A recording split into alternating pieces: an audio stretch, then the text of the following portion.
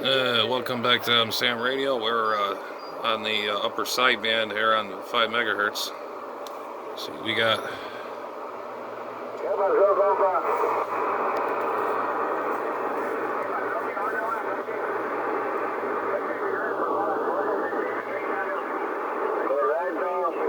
noches por ahí.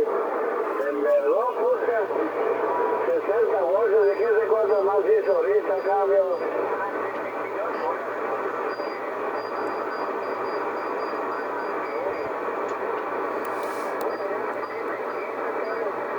Para feria.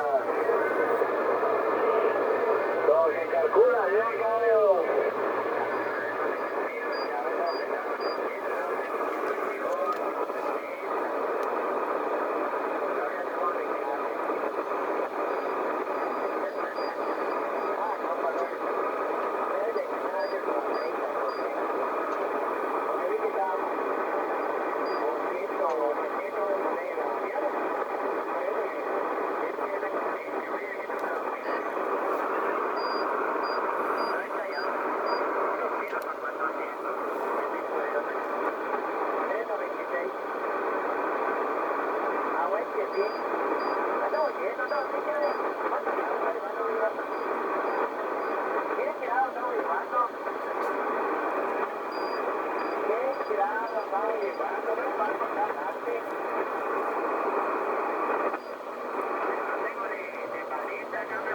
All I know is. Acá hace 110 grados, creo. Pero puta el chamaco loco, sin la música, eso. Como 110 grados estamos llevando nosotros. Vamos a ver qué rollo. Estaba más abajito, usted puede estar llevando sus 100 grados. Acá estamos un poquito ya, llegaba hasta las 2 de arriba de la tarde. Pero no quiso. Nada más trae llenada su cubeta hoy en día. En fin, vamos a ver mañana. Vamos a ver mañana a ver qué logramos buscar allá.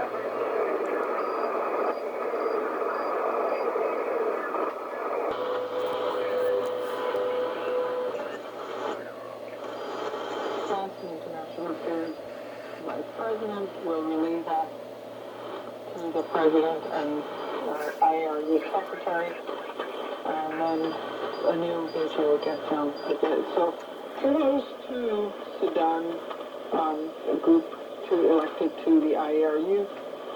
And there are always some things going on in different countries, like I said. Ireland is releasing a satellite. Okay, Ireland is launching a satellite. I believe Elon Musk is putting that up in space. Elon, that guy. I've been driving a Model Y. The Tesla. It's a pretty amazing car. Most amazing one I've owned. Yeah, and there's a number of things.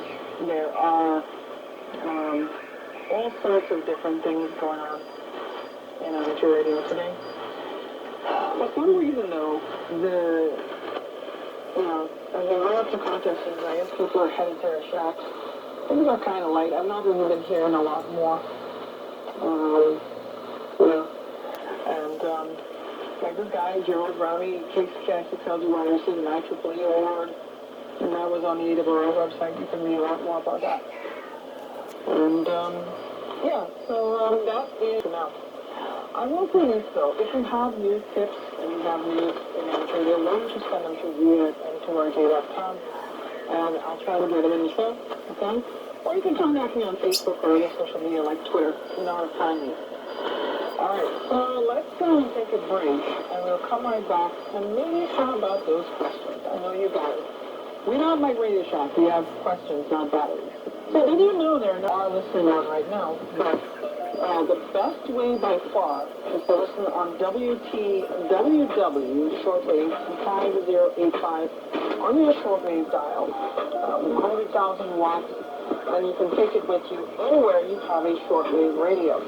But if you can't do that, well, you can listen to the podcast also on Podbean. And also now we have the podcast on Spotify. So if you look for Reia Hamradio on Spotify, you will see this podcast come up. But you know, you can still listen to this show first, but it airs on WTWW first, and I put it out after on the podcast. You can listen on WTWW.us. So you go online, and you click listen live, and you can find 202, and that is 5085, your big one. And the best way to listen, of course, is on radio, but you know what, that's almost as good. Okay, so be sure to check them out on WTWW.us, and also Podbean and Spotify, on the platform.com, and, of course, on the actual radio, because it's a radio show. Okay, now back to the radio show. Okay, let's answer some questions. So I got one here from Raul, and he's asking, I have a Kenwood TS530, so I essentially gain a loop, I guess, on like an FM7300. Is it worth investing in more modern transceiver? So, you know, one of the things that a more modern transceiver gets you, remember I talked about dangerous things? Well, more modern transceivers are less dangerous. I like dangerous things, okay? I cannot lie, but sometimes for a novice, for a newcomer, you probably want something a little more easy to use. And a lot of these transceivers, these newer transceivers, believe it or not, are easy to use. Or they might be just different to use. So the old transceivers, when you had to tune the transmit, you had to fiddle with knobs, and you had to dip the plate, and, you know, and then peak it up, and then hope you don't blow something up, okay? These days, well, solid-state transceiver, you put that into a matched antenna, you're all good to go. If you put that into a badly matched antenna, well, you have an antenna tuner. You just press the tune button, and you're off to the races. And a lot of these modern transceivers... Oh, God, it's this Andrea broad. Tuners. Ugh. Okay, that's one aspect. The other one that is more relevant to today's operation is modern transceivers usually have a built-in sound card interface. So what do I mean? Back sometime, I believe it was in the 90s, there was this new fad called PSK31. And PSK31, I had heard about it. Some of these local hams in Trinidad were talking about, like, yeah, I heard about PSK31, right? I said, no. I said, what kind of TNC or modem you need to buy for it? I said, no. You hook up that computer's sound card to the radio, and you use that. This chick is just a poser. She's not even go on the airwaves. She's got to be on the AM radio on shortwave. Who the hell is this chick? It's that Andrea from the ARRL there, poser here. Use the RTTY. Either use an old teleprinter or use some other piece of hardware to get the signals out for radio teletypes. So you have to use specialized equipment, not so long. So for a while you use your PC sound card, that works well. You take audio, but the problem is you'd have this chick is making me sleep. Like ground loops. You would have she's talking about amateur radio, ladies and gentlemen. Integrate transceiver that way. So a lot of manufacturers are saying, you know what, we're going to have one cable to room double. And ICOM, for example, went with a USB cable. I do like Elecraft as well. Elecraft also makes good radios, right? Elecraft, ICOM, and I believe the rest of them, Kenwood, Yaesu, and such, they put USB cables in their radios, and because of that, they were able to have the sound cards modes built in. Not the sound card modes, but also where you can record your voice and use that as a voice keyer in contest. Right? You can have a voice contesting sucks. Where you can who cares? Record your voice, and instead of busting your throat and becoming sore by the end of a 48-hour contest or 24 hours or however long you participate, you have the radio doing the talking. And some people we got all that. Recording your call sign without voice in your Jamie's a radio throat. guy, a former radio guy. He's a journalist who was he used to be on, I believe it was Cox Radio, one of them, where he was a reporter. He is still a reporter in Washington, D.C. The problem is he has a speech difficulty where his tongue actually lacks his speech. He has to talk with a pen in his mouth. Of course, he really can't talk too much on radio, but broadcast radio, or he can't talk on amateur radio. What he's done, he had an article in CQ magazine where he was able to record his voice, record snippets of his voice, and then use that to basically work the contest. So, Oh, you know, Jesus. card, Go through all that extreme just a contest.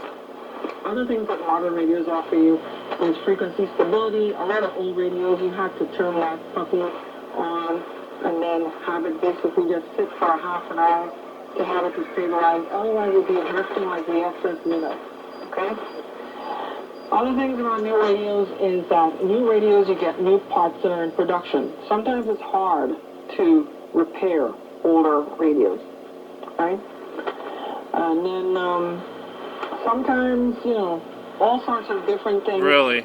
You would get little quirks and gremlins. I mean, let's be honest. Buying a used radio on an old radio, or having an old radio, you're going to have problems, longevity.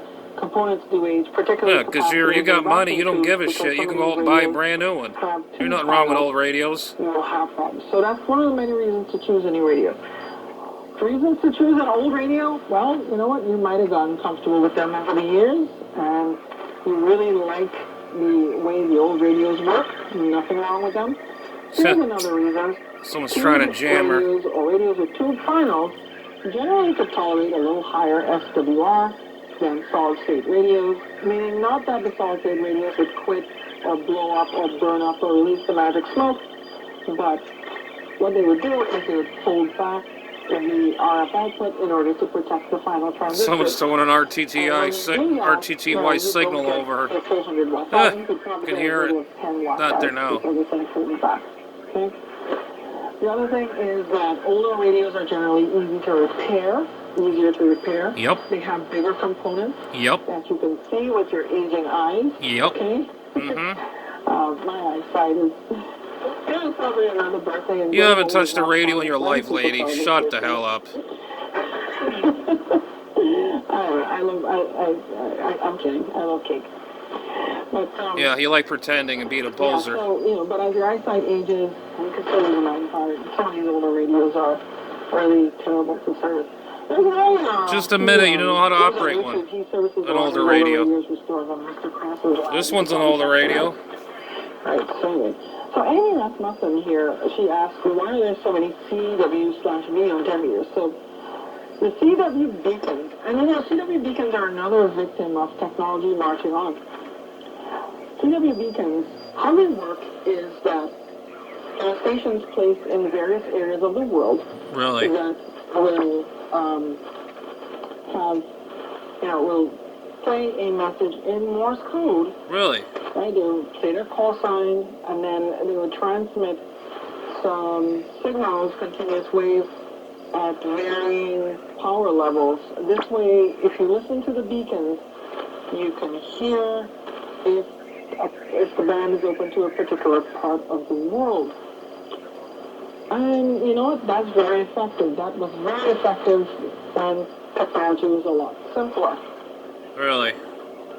Nowadays, well, I'll tell you something. With the advent of Whisper, and even let's face it, FTA, and also PSK Reporter, which is a system that picks up all those signals and then inputs them into a computerized database and gives you propagation maps. And also you have the reverse beacon network, which is where you can actually send out something in CW, and a bunch of software-defined radios across the world will pick you up, and then you can go to a website called reversebeacon.net, and you can see all where your signal's being heard. So why 10 meters and 6 meters? Well, the FCC rules, and rules in some other countries, basically say that you cannot really have an unattended station, which a beacon is, transmit on the lower bands below 10 meters. But above 10 meters, the rules tend to change a little bit, right? And a lot of people decided, you know what, I'm going to put up a beacon. And now there's a beacon subband on the 10-meter band and also on the 6-meter band. There you hear beacons a lot, you know, and then form a subband below, I believe 50.1 megahertz, which is the CW portion, but you hear a lot of them below there. So a lot of these beacons are there. A lot of people think that, I mean, it's a hobby for them. They want to be able to, you know, to maintain their beacons. So that's why so many of them are there, just because of FCC rules. Interestingly enough, in the United States, we do have, and in other countries, we do have beacons on the other bands, like 20 meters. They are designated as beacons to be operated by the IARU and also Northern California DX Foundation. And they are there for propagation purposes. The one on the east coast of the United States, This sounds believe it scripted. or not, is not, technically not under U.S. jurisdiction. Yeah, it's in the United States, but it's not under U.S. jurisdiction. You know why? Because it is at the United Nations headquarters, 4U1UN. You could probably listen for the beacon at 14.100. 14.100, you'll hear the beacons. You must listen in CW mode. If they're not being interfered by some of other systems, you will definitely hear them. So they're pretty neat. MFG makes, I don't know if they still make it, they make like a beacon indicator.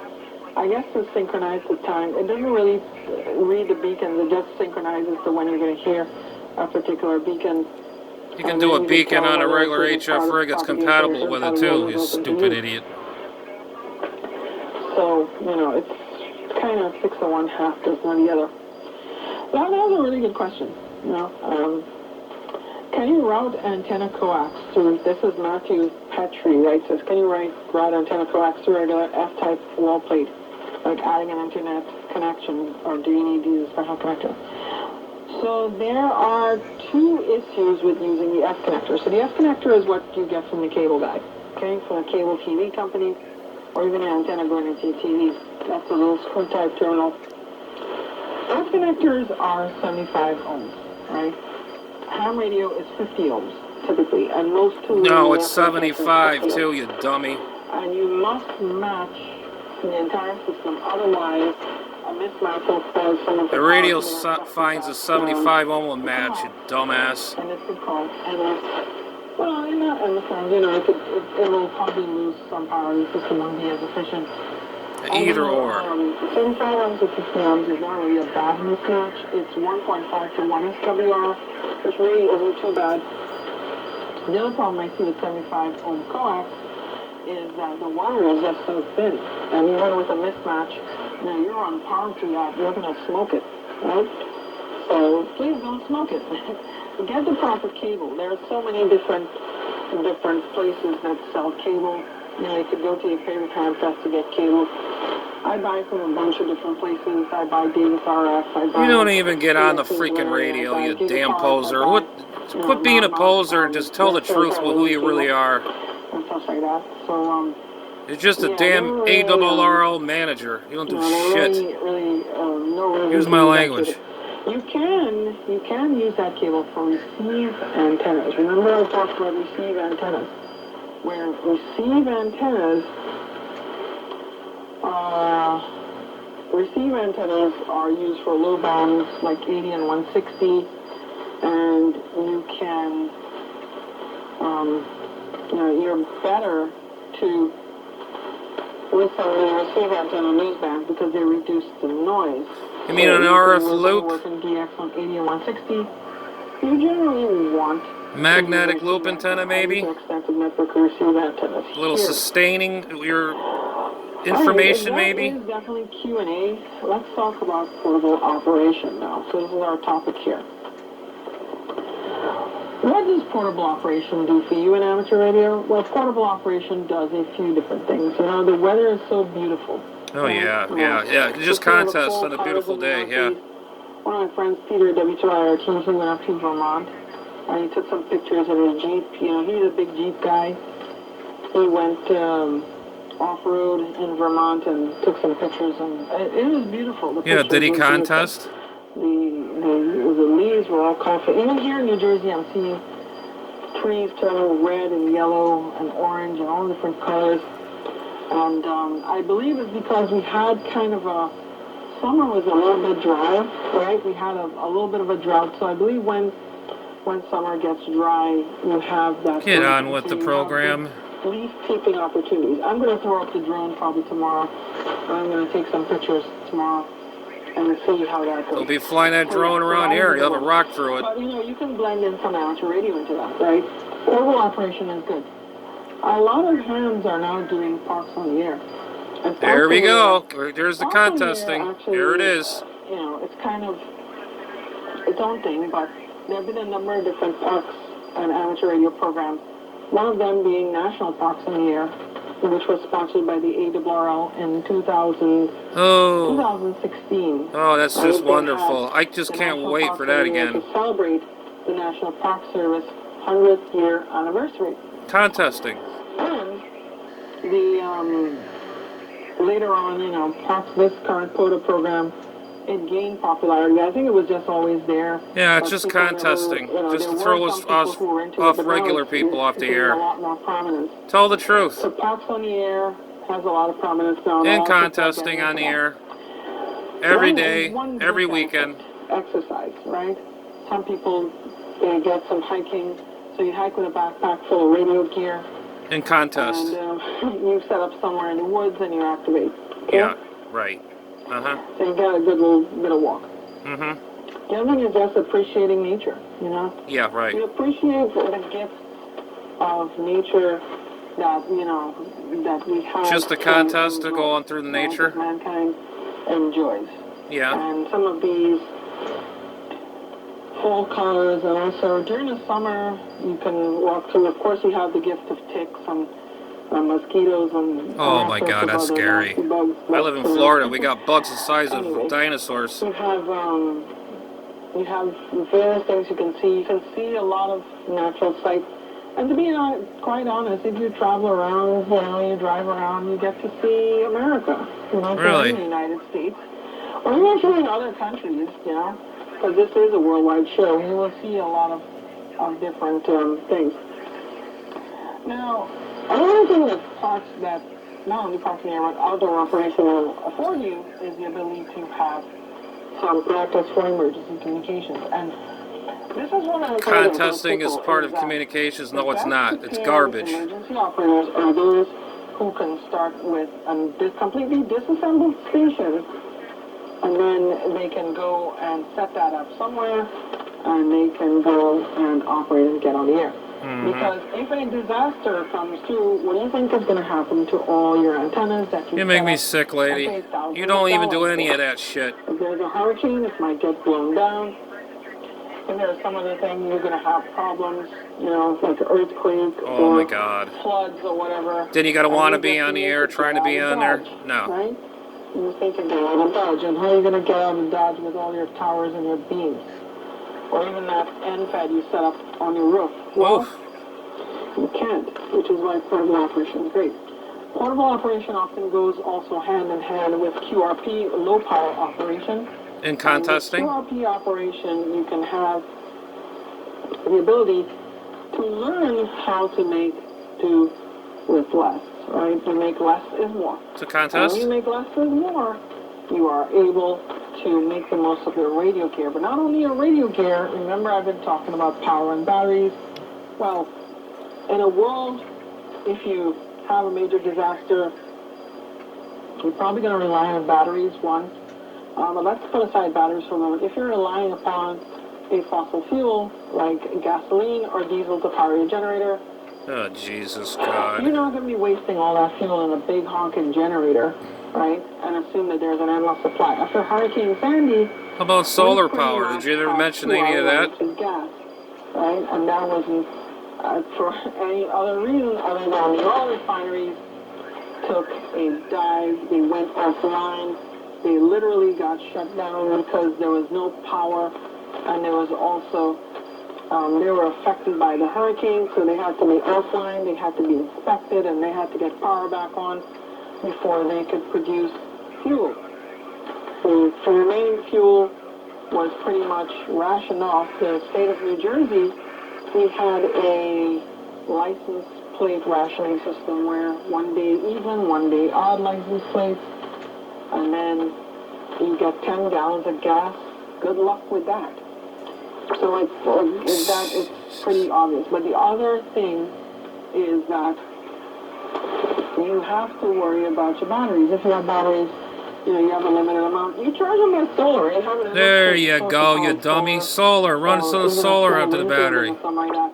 But batteries tend to be a little lower power, unless you're like me and you got 50 kilowatt hours of batteries for your whole house. You don't operate nothing. You don't operate nothing. That costs a lot of money. But, you just pose your stupid dumb ass on the internet and then pretend you're an operator. You're not a ham operator. All set, but if you're rationing power, then forget all the thing. I did an experiment with my batteries in that I ran your vibrator battery on them completely off the grid, and I was able to do this for a good long while, right? As long as I had solar replenishing during the day, I was able to keep good. So it was pretty good. This was in the summer. In the winter months, we don't really get as much sunlight, so obviously you're going to get less in terms of solar power, but you will not have that. So that's a good reason. That's another good reason to learn to operate portable. The other one is that it's just fun. I mean, the weather is nice, and you go outside and you have fun. Yeah, in contests. And operating from different places allows you to renew the challenge of working different places. Like, for example, I have DXCC on 327 countries right now. Big deal. Okay, 327 or 328. What, say 5 and 9? That's all you got it? For me, for my home station, that's it. I could add more rare ones. But if you're operating portable, and not just DXCC, but also Workflow States especially, you operate portable from different places, you're able to renew that challenge because often your 5 and 9? Your count will reset from a new location for awards purposes. Big deal. That's another good reason to who the hell cares? Whoop whoop. Now, operating portable doesn't only mean hiking around with a backpack. You can also bring equipment in your car and set up, which brings me to another thing. Saying that I'm an idiot contester bumper sticker on your window? My friend Andrea K2EZ, she is a big time rover, and she drives that thing full time. And gets all the looks and stares and such. Yeah, look right. Up K2EZ rover. Your girlfriend don't do shit either. So, so portal operation is the bee's knees. I encourage you to give it a try. Yeah, the bee's knees. Make it worth your while. You'll probably like it. Who knows? So, anyway. So, this has been another episode of Reia Shack Radio for this week. We'd like to thank Ted and Holly for the fine use of this fine 100,000 watt radio station. Of course, you can also listen live on WTWW.us, and if you do like the show, there are ways to support. It's boring, stupid, all it is about contesting. Who gives a rat's? You know what? As time goes on, and I'm hoping that, wherever you are in the world, that you are able to listen. Finally, for my friends in war-torn areas such as Ukraine, especially in Ukraine, you guys are in my prayers, and yeah, right. I'm hoping that this drama comes to an end soon, despite all the nonsense from. Yeah, spare us. I wish your drama would shut up and get the hell off the damn radio. He's nonsense, and he's lying through his teeth constantly. So, what you gonna do? Anyway.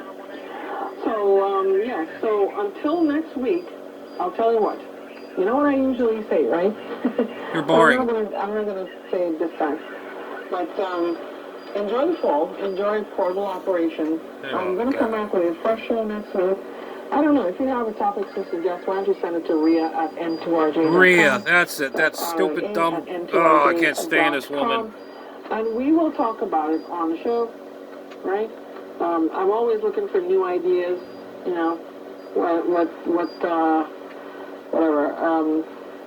Whatever I can come up with. Oh, God. Wish me luck in my pistol instructor class tomorrow. Let's see how that goes. Until next time, my friends, peace and symmetry. Stay around. Oh, God. Spare me. That's that Reia, that poser on the internet there, on the YouTuber there. You see her on there talking about radio, but all she does is contests. That's basically the whole conversation was about contesting with this and this and that. Who cares? And good riddance. And I hope you find this very entertaining. Oh God, she's even on the damn Hamradio. I hope she sees this. I mean, she sounds like a complete compulsive idiot. I'll contest on a good day. Oh yeah. Just don't get bit in the ass with a bear. 73s. Adam's Hamradio, citing clear. QRT.